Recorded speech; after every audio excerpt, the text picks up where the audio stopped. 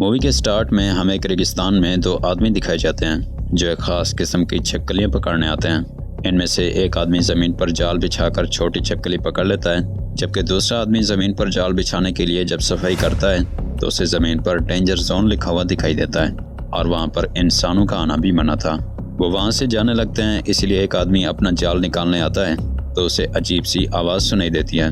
वो जब चेक करने के लिए आगे आता है तो उसे सामने काफ़ी बड़ा गड्ढा दिखाई देता है। उसे अजीब लगता है कि इतने बड़े रेगिस्तान में इस बड़े गड्ढे का आखिर मतलब क्या है। वो इस गड्ढे को चेक करने लगता है तो अचानक से उसका साथी इस गड्ढे से बाहर आता है जो काफ़ी डरा हुआ होता है और मदद मांग रहा होता है। और इतने में उसके दोस्त को एक बहुत बड़ा क्रिएचर खींचकर नीचे ले जाता है।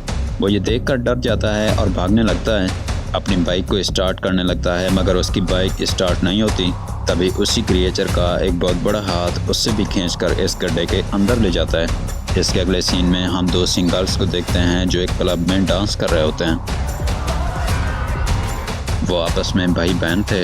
इनमें लड़के का नाम कऊ होता है। वो अपनी बहन से कहता है कि हम जितना भी कुछ इतनी मेहनत से कमाते हैं उसका आधे से ज़्यादा हिस्सा तो हमारा बॉस रख लेता है, इसलिए मैं आज से उसके साथ काम करना छोड़ रहा हूँ। इतने में वहाँ पर नशे की रोकथाम करने वाली पुलिस आ जाती है। वो पूरे क्लब में से चेक करते हैं कि किसी ने ड्रग्स तो नहीं लिए, मगर आखिर में वो कऊ को पकड़कर ये कहते हैं कि और तो किसी का पता नहीं मगर तुमने ड्रग्स ज़रूर लिए हैं। कऊ उनसे कहता है कि आपको ज़रूर कोई गलतफहमी हुई है, क्योंकि मैंने आज तक कभी भी ड्रग को हाथ नहीं लगाया। मगर वो उसका यकीन फिर भी नहीं करते। अब थोड़ा सोचने के बाद कऊ शक करता है कि ये पुलिस ज़रूर उसी बॉस ने भेजी है जिसके लिए उसने काम करना छोड़ा था। कऊ की ज़मानत होती है। वो घर आता है। दोनों बहन भाई बातें कर रहे होते हैं तो कऊ की बहन के पास उसकी मॉम की कॉल आती है। उसकी मॉम उसे बताती है कि उसके नाना की डेथ हो गई है। वो अपनी मॉम के पास जाने के लिए गांव की तरफ निकल जाते हैं। रास्ते में कऊ अपने नाना के साथ गुजारा हुआ वो वक्त याद कर रहा होता है जब उसके नाना उसे ज़मीन से पानी निकालना सिखा रहे थे ताकि गांव वालों की पानी की कमी दूर हो सके। वो गांव पहुंचकर अपनी सारी फैमिली से मिलते हैं। यहाँ पर एक लड़की जिसका नाम फोन था वो आती है जो कि कऊ की बचपन की दोस्त थी और अब वो काफ़ी बड़ी यूट्यूबर बन चुकी थी। वो कऊ से काफ़ी नाराज़ थी और ठीक तरह से उसके साथ बातें भी नहीं कर रही थी, क्योंकि आज 10 साल बाद कऊ अपने गांव वापस आया था और इस दौरान उसने अपनी दोस्त से किसी किस्म का कोई कांटेक्ट नहीं रखा था। इसके बाद हमें कऊ और फोन के बचपन का सीन दिखाया जाता है जब कऊ के फादर अपने ससुर को 2 छिपकलियां कैद हुई देते हैं। ये छिपकलियां काफ़ी कीमती होती हैं जिन्हें फ़ोन ने पकड़ा था, लेकिन कऊ उन्हें यह कहकर आज़ाद कर देता है कि हमें किसी को भी कैद नहीं करना चाहिए। इस बात से फ़ोन काफ़ी इम्प्रेस होती है और इन दोनों की दोस्ती हो जाती है। इसके अगले सीन में मौजूदा वक्त दिखाया जाता है जहां वो 2 आदमी इस बड़े क्रिएचर के कब्जे में थे। इसके बाद वो क्रिएचर दिखाया जाता है जो काफ़ी बड़े साइज का होता है और देखते ही देखते वो इन दोनों आदमियों को मार देता है। दूसरे सीन में कऊ अपनी दोस्त की यूट्यूब वीडियो देखता है जहां फ़ोन अपने चैनल पर 8 मिलियन सब्सक्राइबर्स कंप्लीट होने की खुशी में एक मुकाबला रखती है। वो कहती है कि जो भी हमारे गाँव के इस रेगिस्तान की ज़मीन को खोद कर सबसे पहले पानी निकालेगा उसे बहुत बड़ा इनाम दिया जाएगा। ये दरअसल उसी रेगिस्तान की बात हो रही थी जहां वो खतरनाक क्रिएचर मौजूद था। कऊ अपनी बहन से कहता है कि क्यों ना हम इस कंटेस्ट में हिस्सा लें, जिस पर इसकी बहन भी एग्री कर लेती है। इसके बाद वो लोग एक और आदमी को भी साथ मिला लेते हैं जो कि कऊ का फ्रेंड था। ये लोग वहां पर जाते हैं जहां फ़ोन ने मुकाबला रखा था, मगर वो देखकर हैरान रह जाते हैं कि वहां पर पहले भी बहुत सारे लोग आए हुए थे। सारे ग्रुप्स को एक नक्शा और एक फ्लेयर गन दी जाती है। फ्लेयर गन का इस्तेमाल उन्हें इस वक्त करना था जब वो पानी निकालने में कामयाब हो जाते हैं। इसी दौरान वहाँ पर एक अमीर लड़का भी आता है जो कि इस कंटेस्ट में हिस्सा लेना चाहता था। वो फ़ोन के पास आकर अजीब अजीब सी बातें करने लगता है, तभी कऊ उसे रोक लेता है। इधर फ़ोन फ्लेयर गन चलाकर इस मुकाबले को शुरू कर देती है। सब लोग अलग अलग जगहों पर मूव होने लगते हैं। इसी दौरान 2 लोगों को उन 2 आदमियों की बाइक देखने को मिलती है जो उस क्रिएचर का शिकार हो चुके थे। वो उसी बाइक को लेकर आगे जाने लगते हैं, मगर तभी वो क्रिएचर ज़मीन के अंदर से ही उनका पीछा करने लग जाता है। वो बाइक काफ़ी तेज़ चलाकर घुमा देते हैं, मगर क्रिएचर काफ़ी चालाक था, इसलिए वो उनके रास्ते में काफ़ी बड़ा गड्ढा बना देता है, जिसे ना देखते हुए जल्दबाजी में वो लोग बाइक समेत इस गड्ढे में गिर जाते हैं। इधर कऊ और उसके टीम मेंबर्स पानी ढूंढने के लिए आगे बढ़ रहे होते हैं, तभी उन्हें ज़मीन पर कुछ प्लेट्स दिखाई देती हैं। ये प्लेट्स उल्टी पड़ी थी और इन सभी पर मंत्र भी लिखे हुए थे। इन्हें देखकर कऊ की बहन पूछती है कि ये प्लेट्स यहाँ पर ऐसे क्यों पड़ी हैं, जिस पर कऊ कहता है कि ये पानी ढूंढने का काफ़ी पुराना तरीका है, जिसके मुताबिक अगर ज़मीन में पानी मौजूद होगा तो वो प्लेट में जमा होकर इसे इसकी जगह से हटा देगा। इनकी बातचीत के दौरान वहाँ पर दूसरे ग्रुप के 2 आदमी आते हैं, जिनमें से एक आदमी कहता है कि यहाँ पर एक काफ़ी बड़ा मॉन्स्टर रहता है, इससे बचने के लिए ही ये प्लेट्स यहाँ पर रखी गई हैं और ये मंत्र भी इन पर लिखे हुए हैं। मगर काऊ उनकी बातों पर यकीन नहीं करता। इतने में शाम हो जाती है। काऊ को अपनी गाड़ी में अपने नाना का काफ़ी पुराना नक्शा देखने को मिलता है, जिसमें उसके नाना ने एक पहाड़ के पास निशान बनाया था। काऊ जब इस नक्शे को फ़ोन के दिए हुए नक्शे से मिलाता है तो वहाँ पर वो निशान मौजूद न था जो कि काऊ के नाना के नक्शे में मौजूद था। ये देखकर वो लोग यही समझ लेते हैं कि ज़रूर इसी जगह पर ही पानी मौजूद हो सकता है और वो अगले ही दिन वहाँ पर जाने का डिसाइड कर लेते हैं। शाम होने की वजह से सभी लोग वहाँ से जाने लगते हैं, मगर 3 आदमी वहीं पर ही रात गुजारने का फैसला करते हैं। इनमें से एक आदमी जब साइड पर जाता है तो वो क्रिएचर उड़ता हुआ उसके पास आता है और उसका सर जिस्म से अलग करके इन बाकी 2 आदमियों के आगे फेंक देता है, जिसे देखकर वो डर जाते हैं और वहाँ से जाने लगते हैं। तभी हम देखते हैं कि वो क्रिएचर कोई और चीज़ नहीं बल्कि एक बहुत बड़ी लिजर्ड है, जिसका साइज़ काफ़ी बड़ा हो चुका था। वो क्रिएचर अब इन 2 आदमियों को भी मारकर अपना शिकार बना लेता है। अगली सुबह जब फ़ोन को इन 3 आदमियों के लापता होने की खबर मिलती है तो वह इस मुकाबले को बंद करने का फैसला करती है।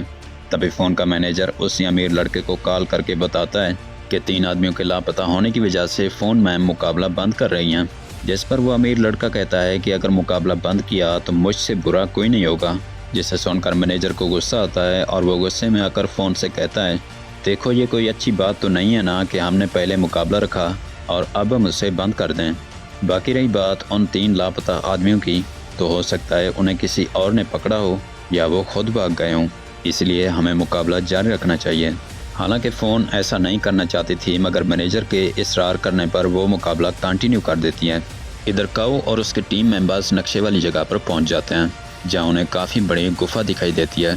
इस गुफा के अंदर जाने पर काऊ की बहन काफ़ी गीली दीवार देखती है, जिसे देखकर काऊ कहता है कि शायद इस दीवार के पीछे पानी मौजूद हो, हमें इस दीवार को तोड़ना होगा। लेकिन असल में इस दीवार के पीछे इस रिजॉर्ट का घर था, जो उसी वक्त उधर आकर काऊ के दोस्त को अपने मुंह में उठा लेती है। काऊ और उसकी बहन काफ़ी डर जाते हैं और बाहर आकर बाकी सभी लोगों को इस क्रिएचर के बारे बताते हैं, मगर कोई भी उनकी बातों का यकीन नहीं करता।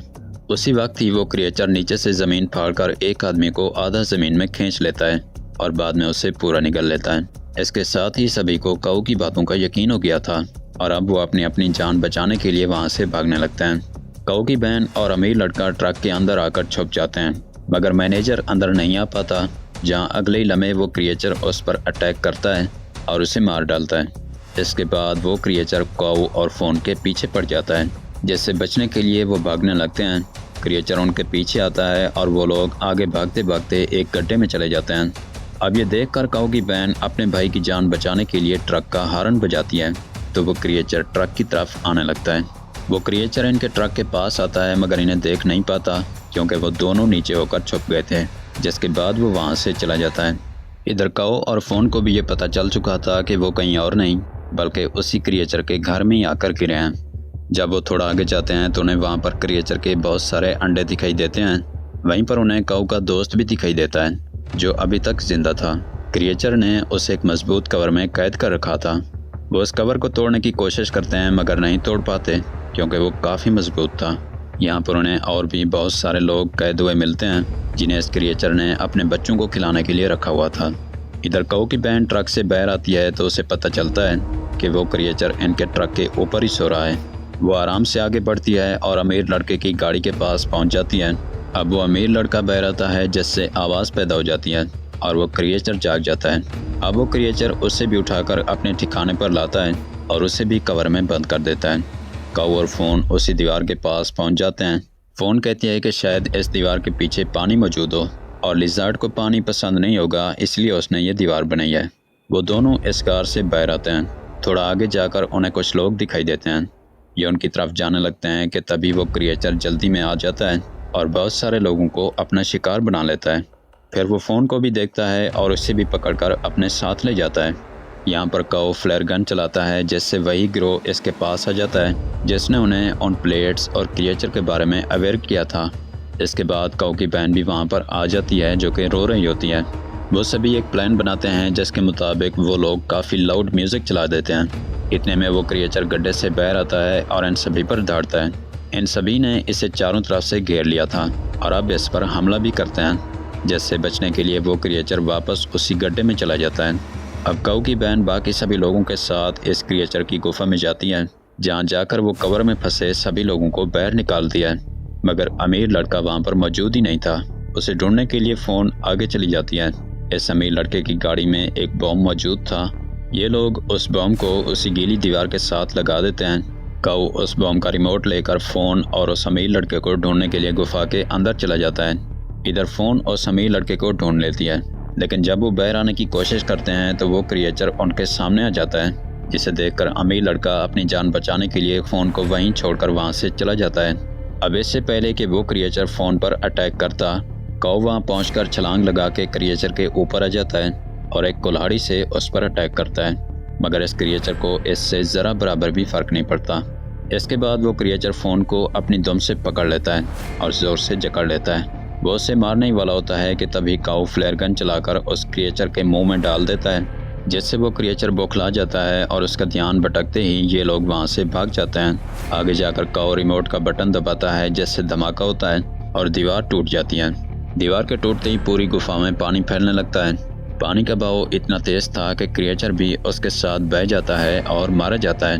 पानी अब काफ़ी तेज़ी से काऊ और फ़ोन के पीछे भी आ रहा था, जहाँ वो सही वक्त पर इस गुफा से बाहर आ जाते हैं। तभी काऊ की बहन और काऊ का दोस्त भी बाहर आ जाते हैं। इसके बाद इस रेगिस्तान में अलग अलग जगहों पर पानी आने लगता है, जिसे देखकर वो लोग काफ़ी खुश हो जाते हैं। इसके बाद वो अमीर लड़का गड्ढे से बाहर आता है, जिसके हाथ में इस क्रिएचर का अंडा होता है। वो उसे देखकर काफ़ी ज़्यादा हंस रहा था। यहाँ पर अंडा मौजूद होने से मुराद ये था कि अभी इस क्रिएचर का जड़ से खात्मा नहीं हुआ, क्योंकि इसके अंडे से अभी एक और क्रिएचर का आना बाकी है। इसी के साथ ही मूवी ख़त्म हो जाती है। Thanks for watching.